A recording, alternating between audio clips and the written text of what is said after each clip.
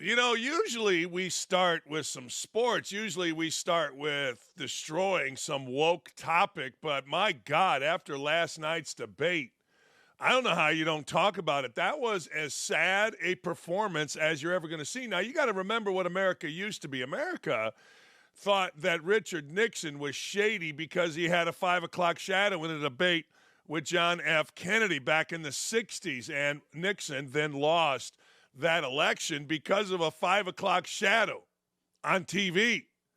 I mean, my God, Joe Biden would pay to just simply have a 5 o'clock shadow. But I don't think Joe Biden knows. I honestly don't think Joe Biden knows where he was or what he did. I was stunned. I'm not going to lie. I thought after a week in some cabin, maybe hanging out with Aaron Rodgers, doing spleef or some ganja, I don't know, getting shot in the ass every 10 minutes with Adderall or Oxycontin or something.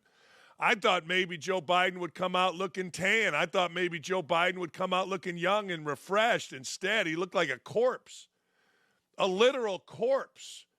I mean, you're sitting there watching your TV, and on my left, President Trump looked tanned and dignified, and on my right, President Biden looked like a 90-year-old man who had had hair implants, which he had back in the day, and those implants were pulled back, and the spots, the age spots, were all over his head, and that didn't even start my thinking of him. Well, it started my thinking of him, but that wasn't even the worst part of the night. Trump dismantled an incoherent President Biden on CNN's own stage. And you got to give the Trump campaign credit. I mean, hell, they went right into the lion's nest, and I got to tell you, the two moderators, Tapper and Bush, were good.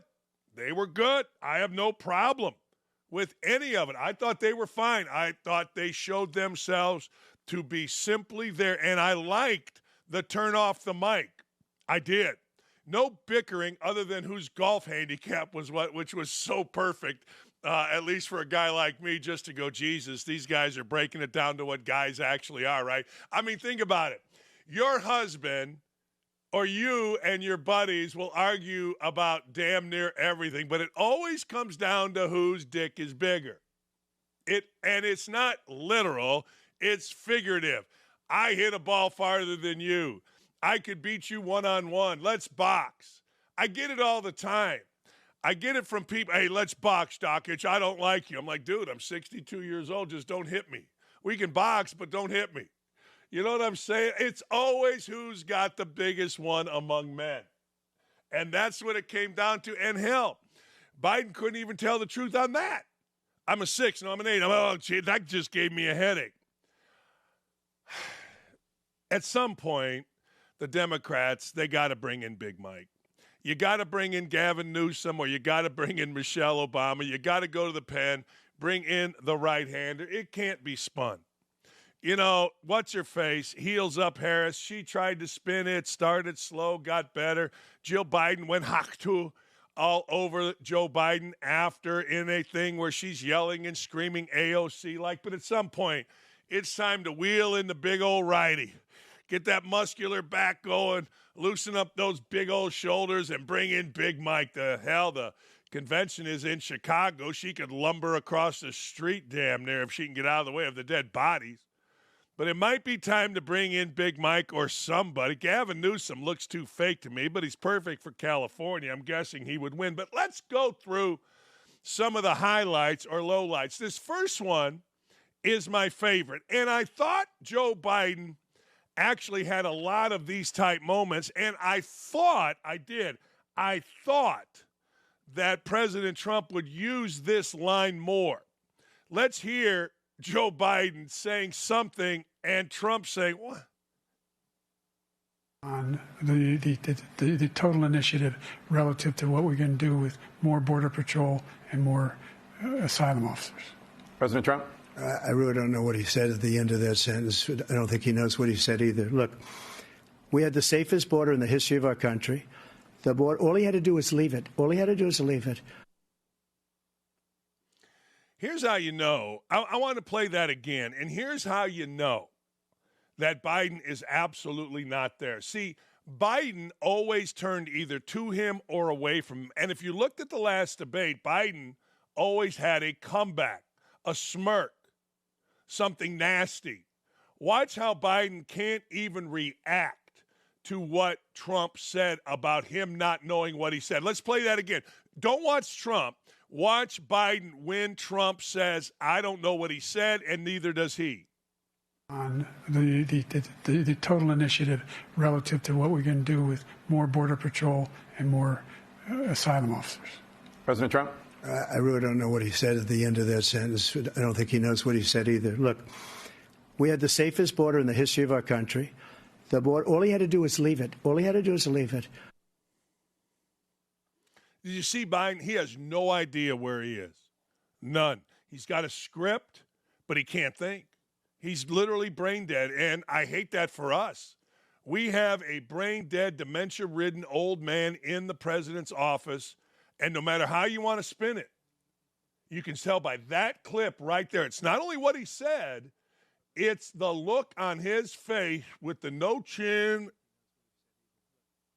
He did not have any fight. He didn't have any recognition. None. He didn't even make a comment like he normally would. He's one of the great fake tough guys ever with words. And he couldn't do it. All right. Biden was talking then about, that was very good, by the way, fellas. Biden was talking then about Medicare. Here it is.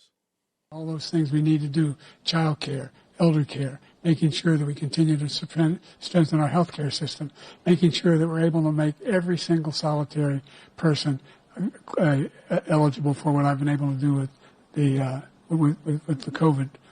With dealing with everything we have to do with. Look, if we finally beat Medicare. Thank you, President Biden. President Trump?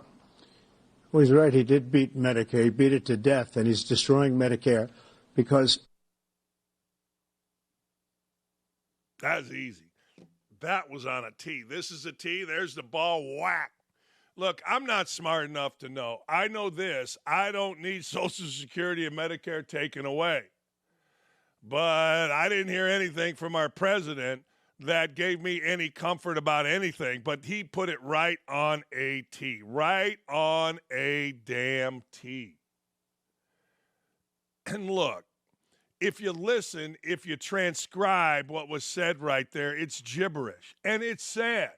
Look, I'm not condescending here. I want our president, whoever it is, to be at least coherent. Remember yesterday, we said he has to be at least coherent. Here's the bar. He failed miserably and went under that bar, the border union. Now, we've had Border Patrol people on our show. We've had celebrities that have gone down to the border, and everybody tells the same story, chaos and unbelievably dangerous. We actually had the former head of the southern border in Arizona on here, and he told us it's probably the most dangerous spot in the world. And we all can see for ourselves. We don't need that press secretary lady telling us anything. We could all see for ourselves people rushing in. We can all see for ourselves murders. Every single state is a border state now. And the border union did not. They put a tweet out last night saying, we do not support Joe Biden. Here's Joe Biden lying. We significantly increased the number of asylum officers. By the way, the Border Patrol endorsed my position. In addition to that, we found ourselves in a situation where when he was president, he was taking separate. There it is. I mean, there it is right there. I mean, a guy just looking right into it. See, they're trying to spin this as the old man against the con man. All right, that's fine. You can do it.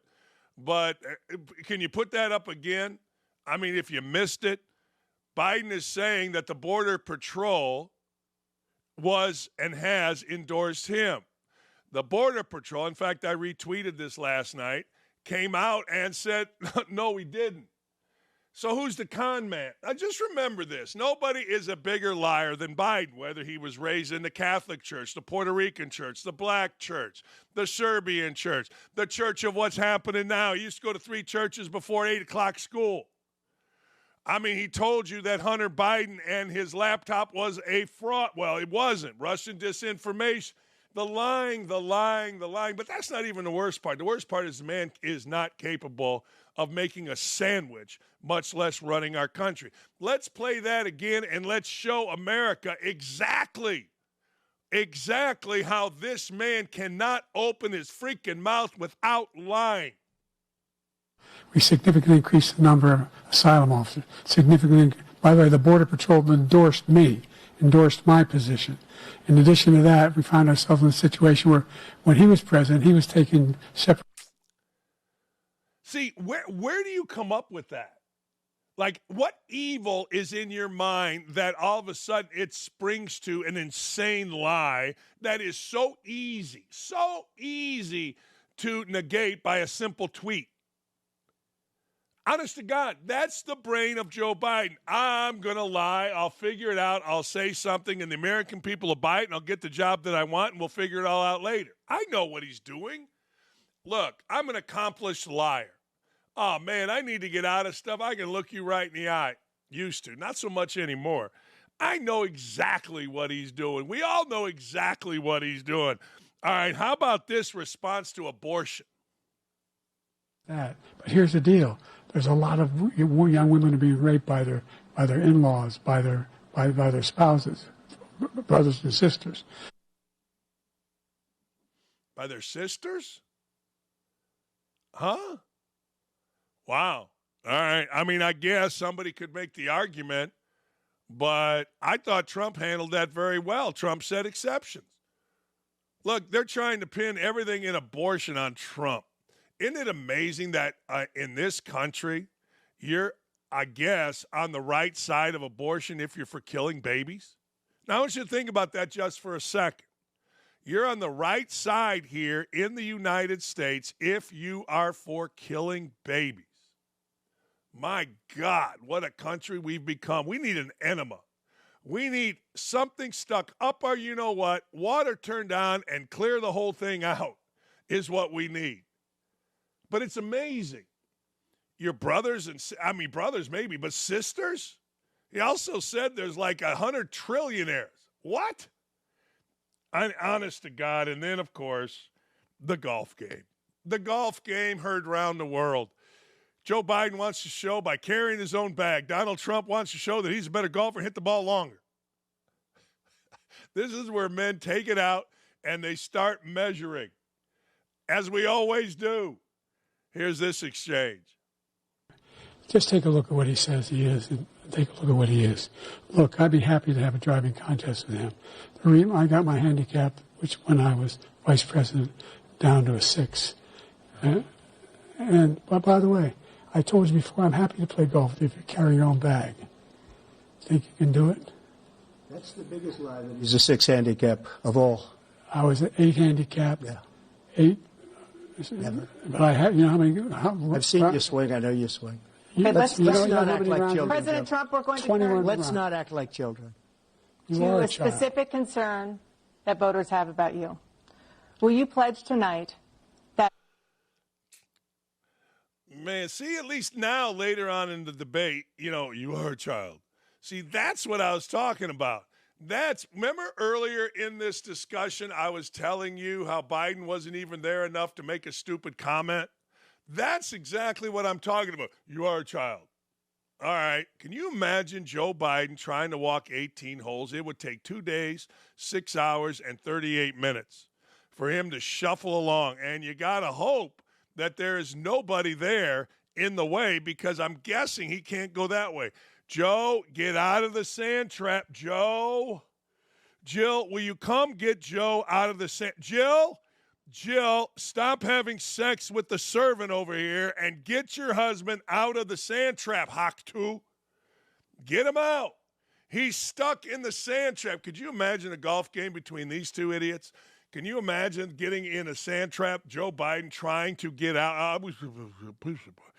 Now, the whole thing was a disaster last night for Joe Biden. But, let me give you the but.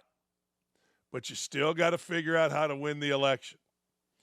And you know what I'm talking about. They tell me not to go certain places on here relative to elections, so I won't. But you still got to figure out the election, the ballots. And if Republicans don't do that, they could put a bag of sand, the Democrats can, and guess what? They could still win the election. This man is unfit to tie his own shoes, and it's sad. It's sad that 84 million of you allegedly voted for him. It's sad that 33% of you think he actually won the debate last night. The polling goes 67 to 33. What's not sad is it has done exactly what the American people said. Whether you're for Biden or you're against Biden, it has gotten rid of all of the Karine Jean-Pierre, whatever the hell her lesbian name is, bullshit about Trump, about deep fakes. It's got rid of all of the incredibly left-leaning media having anything to say about how behind closed doors he's really cognitive. Even all of his most ardent defenders, they can't defend it. They can't. And frankly, it's sad that this is the situation we are in our country. Look, I know Donald Trump's a pig. I didn't vote for him. I'm voting for him now because I have learned I don't get my morality from politicians. I will never get my morality from politicians. JFK was stooping everything that walked. Ronald Reagan married the woman who went through Hollywood better than Kamala Harris. The older Bush had an alleged 35-year affair. The younger Bush was a crackhead. I live literally right next to Clinton's. And when the Arkansas Clintons come for the Indianapolis 500, they tell stories of Uncle Bill not even being allowed in room with young cousins when they had family get-togethers. Trump is a pig, but I don't get my morality from politicians. And if you think somehow, some way, you're among the 33% that thinks Biden won that, you're out of your freaking mind. I got up kind of early and a lot of memes out there and all that kind of stuff. And I heard the word balanced. Like, I think it was the Morning Joe guy said balanced. You know, we're trying to be balanced here. We're always balanced.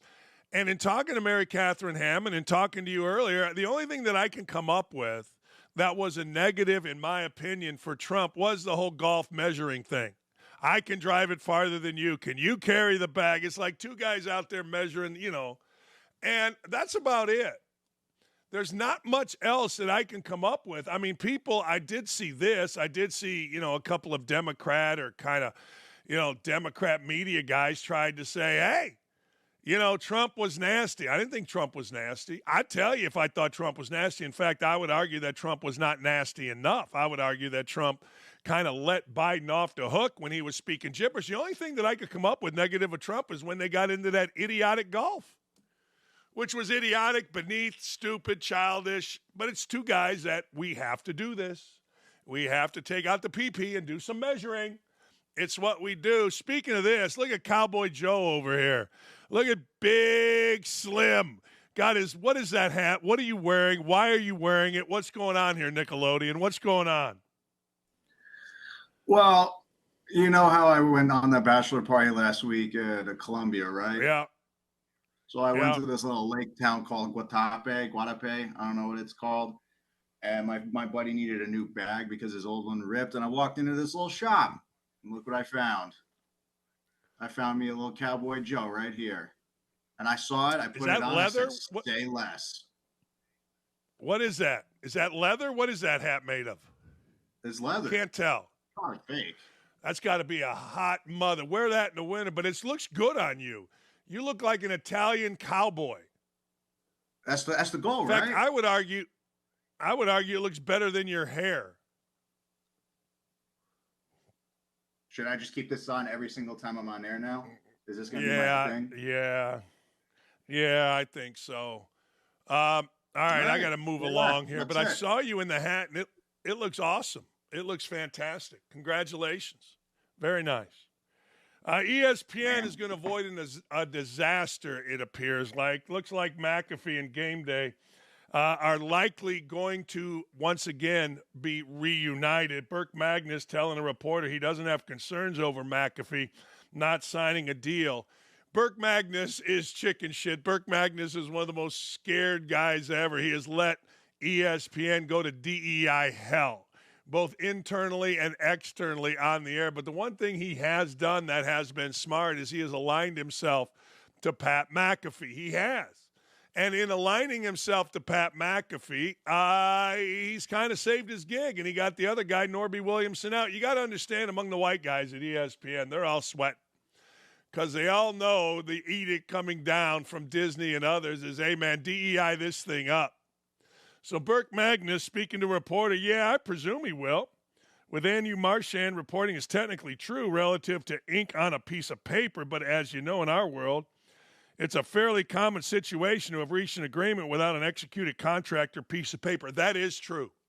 Now, that is very true. Hell, I had a job at ESPN doing Tuesday night basketball games. I had the job when the guy called me in November for the next year.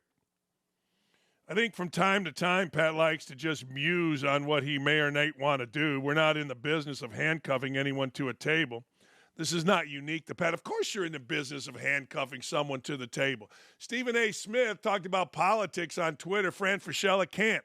Stephen A. Smith doesn't know his ass from third base about politics. Fran Fraschilla is a student of it.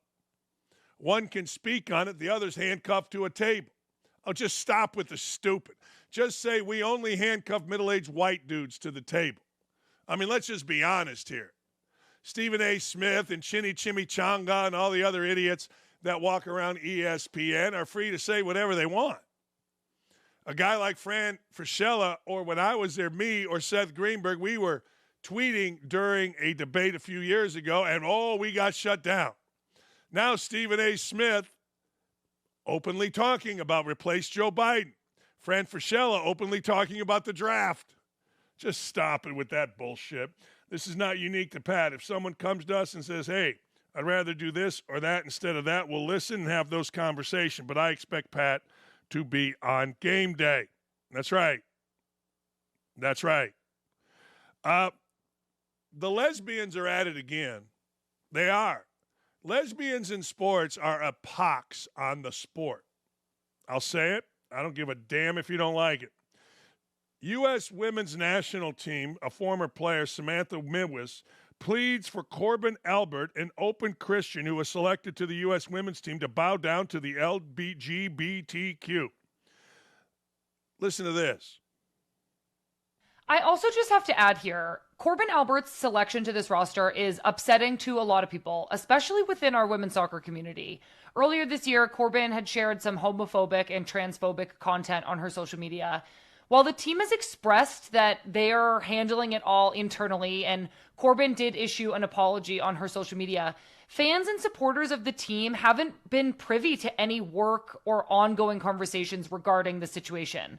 Some players and even head coach Emma Hayes have addressed this issue, maybe even suggesting an opportunity for us all to accept and move on. And while I believe that people should be given an opportunity to change and grow, there are endless opportunities to demonstrate this growth to the community that has been hurt. The actions that were a problem were out in the open. And so to some extent, the growth should be out in the open as well. And I think that that is what's missing from this equation right now. How arrogant and stupid. Because you disagree with her stance, she has to grow to become as enlightened as you?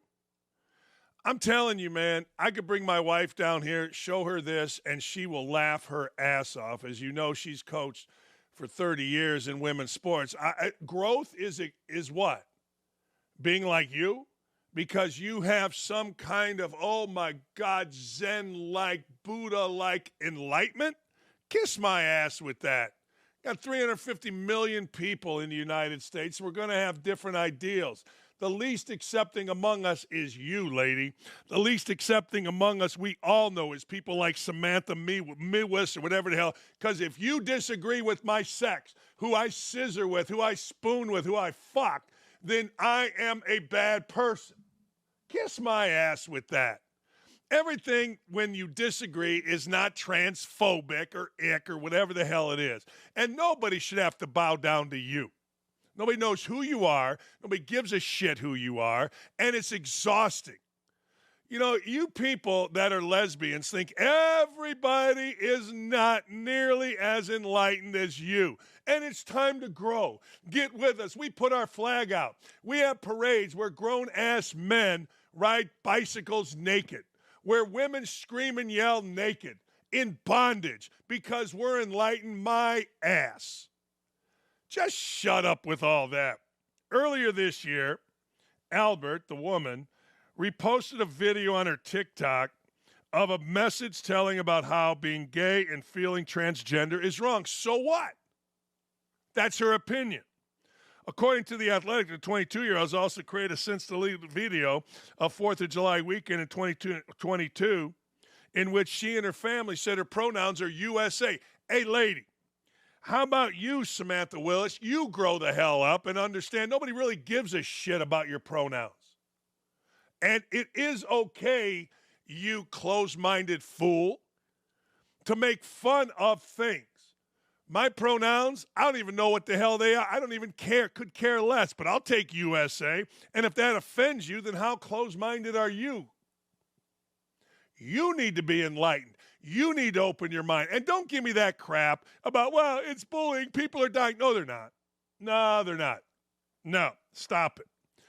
What's going on in our country is embarrassing. I don't give a damn who you sleep with. I don't give a damn if you're transgender. I don't give a damn if you're LGBTQBAB. I don't give a damn about any of it. But don't act like you're sitting there so fucking enlightened and all of us need to come to your level of zen. Her moves on TikTok resurfaced at the end of March, which led Megan Rapinoe, who is gay, to criticize Albert on social media, with Rapinoe calling on the mob to get her. Albert apologized a few hours after. The Queen Bee, which is what people inside U.S. women's national team soccer have told me. The Queen Bee, the head les, who dominates everything and gets her little crew together. That's what lesbian women do in sports. I mean, you can argue it all you want, but I got a woman upstairs who coached for years, and she knows exactly. I'm very educated on this. They gather and they intimidate or they recruit. Just stop. The reality is that people yelling at Albert about being part of the U.S. women's national team already had an issue with her for simply being a proud Christian before she went and reshared something on TikTok. There is nothing, zero, Albert can do to appease the mob that preaches about inclusivity every waking moment of every single day, that simultaneously casts hate towards anyone who might not fully align with their outlook. Boy, is that true. Boy, is that true.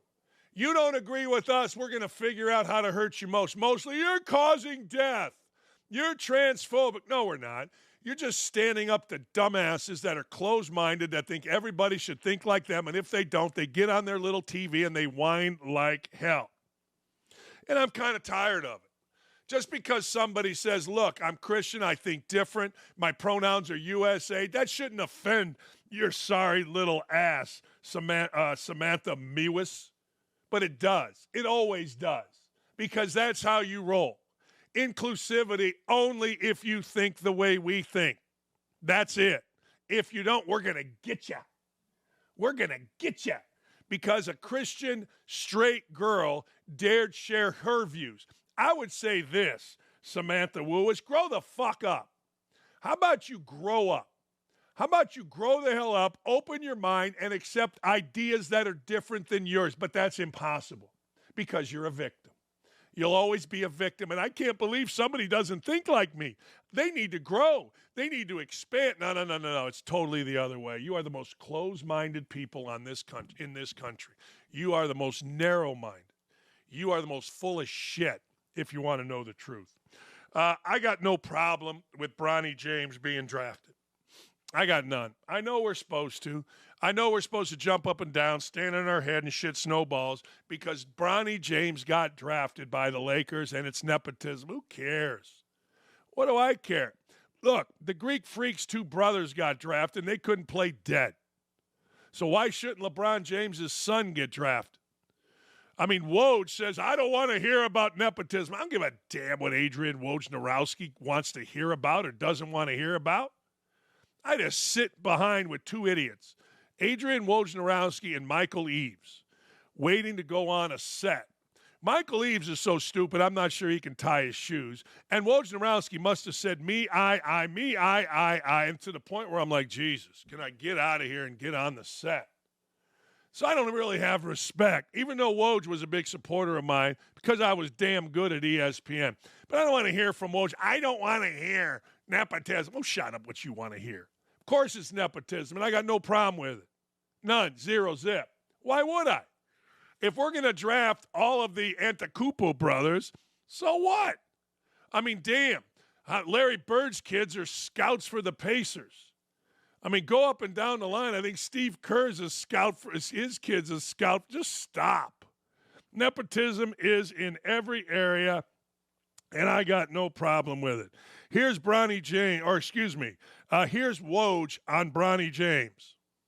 I don't want to hear these charges, people talking about nepotism. No, the NBA is full of nepotism. Full of it. The ownership level, front offices, coaching. Yep. I don't want to hear it all of a sudden because of Bronny James's father plays for the Lakers. Right. It is rampant in this league. That is a and at the same All these idiots can't shut up when somebody's making a point. Shut up. Yeah, I don't care what Woj wants to hear or Woj doesn't want to hear. He's a ass-kissing player lackey that has to smooch the backside. So I get what he's saying, though. I do. I get what he's saying. He's saying, look, the NBA is full of nepotism, and it is. But I don't want to hear, oh, shut up. Jesus. Let's hear from Bronny James. Honestly, I feel like this is a serious business, and I don't feel like there would be like a thought of I'm just drafting this kid just because of I'm gonna get his dad. Like I don't think a GM would really allow that. So yeah, I've never really thought about like I think I've put in the work and I'd get drafted because of the person, not only the player but the person that I am. That's a good answer. I mean, what's he supposed to say? Yeah, they want my dad. See, I thought the Pacers should have drafted him and then held the Lakers hostage. Look, Bron, come on over. You play with your kid, or we'll trade him back to you, but you got to give us Austin Reeves. Something like that. I'm all for holding hostage. But anyway, good for Bronny James. I got no problem. I hope he does well. Seems like a nice kid. He does. Seems like a nice kid, and I always go back to LeBron James. You know, you can dislike his politics. He's full of crap. We all know that, the whole fake race thing. What are you going to do? But when he was in high school and everybody was after him, he was driving a Hummer to school. I went to the high school, recruited his teammates, and everybody loved him. I got no problem. None. Rich Paul's apparently an agent, reveals what he said to Draymond Green after the Warriors star career appeared to be in jeopardy after a string of on-course incidents. I said, you're a champion, right? He said, yeah. I said, I need you to do something for me. I need you to be the champion of change because we're all supposed to change. Yeah, because Chris Paul needs us to change. Can you do that? Can you do that, son? It's very important because for me, just taking my representation hat off, just me and you talking. You work too hard, bro. You've already defied the odds. Really? I mean, a dude was born like 6'9", 240. Yes, you defied the odds by making the NBA. Shut up. Anyway, you have a post-career, which most guys don't. We can't mess that up. This ain't about you. It's about DJ, Cash, Olive, your mom, wife. Get what I'm saying? It ain't about you. And for what? Shut up. Jeez. I mean, I just get a kick out of the whole thing. I do. I get a kick out of the philosophers. Change. Everybody's got to change. We got to change. Hey, this woman should go to jail. Another woman that should go to jail Judge in Texas dismissed a sexual assault lawsuit against Cowboys quarterback Dak Prescott after the accuser tried to bilk him out of $100 million. Yeah, I believe this. I believe these women, Terrence Shannon Jr., the woman that assaulted, they should go to jail. I mean, you're ruining people's lives, or you're trying to ruin people's lives. A Texas judge dismissed a sexual assault lawsuit against Dallas Cowboys quarterback Dak Prescott on Wednesday, ending a months-long legal battle over an alleged 2017 incident. Collin County Judge Angela Tucker dismissed the lawsuit officially Wednesday and scheduled a hearing for later this year to determine if any action, there you go, should be taken against Prescott's accuser. Hell yeah. The original lies by the accuser, her team, and their recent failed attempt to sue him civilly are all just a continuation of their extortion plot against Dak. These ploys distract from the trauma of legitimate sexual assault survivors and undermine the progress that our society has made in supporting them. Boy, is that true. Look, I just got a text from my sister. And I've told you, my sister is a 25-year domestic violence prosecutor. She'll tell you the first thing, don't believe the victim. Don't believe the plaintiff. Believe the evidence. Period. That's it. That's all you believe. Simple. That's it. Police briefly investigated Prescott over the incident, which reportedly took place in the parking lot of a Dallas area strip club after his rookie season with the Cowboys. They dropped the investigation last month due to lack of evidence. Prescott's team made the accusation public first after he filed a civil lawsuit against the woman in question. Prescott claimed that the woman was trying to extort him with fake accusations of sexual assault, and she demanded $100 million to keep quiet. The woman and her attorney, according to Prescott's lawsuit, sent a letter about the alleged sexual assault to his alma mater, Mississippi State. In January, that was sent to Prescott's attorneys. All right. I'm gonna tell your school. Really? All right. Okay. Seriously. I'm going to tell your school that you are a sexual assault. Oh, really? No, don't do that. I mean, my goodness, my school, not my alma mater. Oh, my gosh. What are we going to do? The popular South by Southwest Music Festival ended its partnership, this is ridiculous, with the U.S. Army because of its support of Israel against Hamas terrorists. Have you not seen the video? Have you not seen the slaughter? Huh? After careful consideration, we're revisiting our sponsorship model. As a result, the U.S. Army and companies who engage in weapons manufacturing will not be part of the South by Southwest Music Festival. The festival said in a revised statement on its website, in addition to the Army Aerospace Defense Contractor, RTX Corporation, which used to be known as Raytheon Technology, the decision comes after over 80 artists withdrew from the downtown Austin annual festival this past spring because of its U.S. Army and arms manufacturing partnership. Now, let me explain something to you. If we get attacked, they're going to want the Army involved, but I digress. Both groups were scheduled to sponsor at least 9 upcoming music events and showcases. It's unclear what the artists would do if they were ever involved in a situation where they needed the U.S. Army, their help, or even assistance from the U.S. National Guard in the event of a national emergency. But sure, for now, these bands and musicians aren't having anything to do with the military. I love Greg Abbott.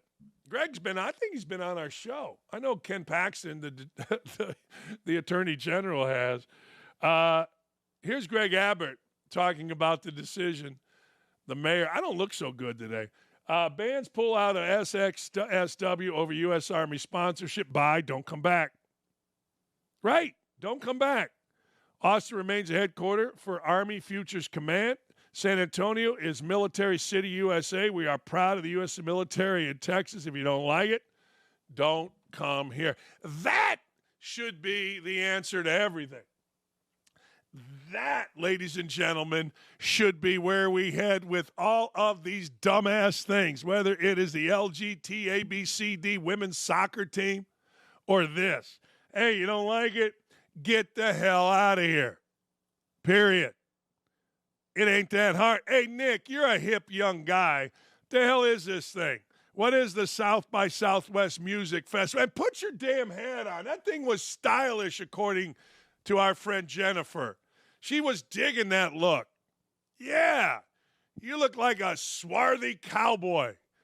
What is the South by Southwest? You don't know. You're a New Jersey guy. You don't know nothing going on down in Texas. So I went to Austin, Texas back in March, and it was during the South by Southwest festival. And it's literally just a gaggle of blue-haired, lesbian, gay people who just want to frolic around and wear really funky clothes and act like they're artsy. That's really all it is. It's literally a whole lot of something for a whole lot of nothing. It's poorly planned, and it sucks. So I asked the right guy. Wow. Is it like the Fry Festival? I watched a documentary on the Fry Festival. I literally had an Airbnb right next to the festival. So every time we would walk out of the house and we'd go down the street, we'd see all these freak show characters walking out trying to go to their, I'm going to go to this local band spot. I'm going to go see these people perform really shitty reggae music. It was so brutal. It was like a walking cringe fest of just freaks. And I'm glad I asked. I'm really glad I asked. Really pissed me off. I was going to have a great weekend, and I just got bombarded with a bunch of Bay Area California Why were you there? People who wanted to volunteer the festival. Why were you there? To drink and get hammered. But I mean, did you go for the festival? No, we just went to Austin because we heard that it's such a up and coming place. It was like comparable to Nashville in a sense, and went at the wrong time. Well, Nick, live and you learn, pal. You live and you learn. Yeah, I mean, so it doesn't surprise you that they would be anti-military, right? It doesn't surprise you that group would be anti-military. It doesn't surprise me at all because Austin apparently is like notoriously like liberal. It's a very liberal city, and I didn't know that until I went there. And then it just happened to be South by Southwest. I'm thinking when I get there, it's like, oh, it's going to be fun. It's going to be like, it's going to be a party. It's going to be a party scene, and it really just wasn't. Yeah. Keep Austin weird. That's the slogan of Austin, Texas. Keep Austin weird, baby.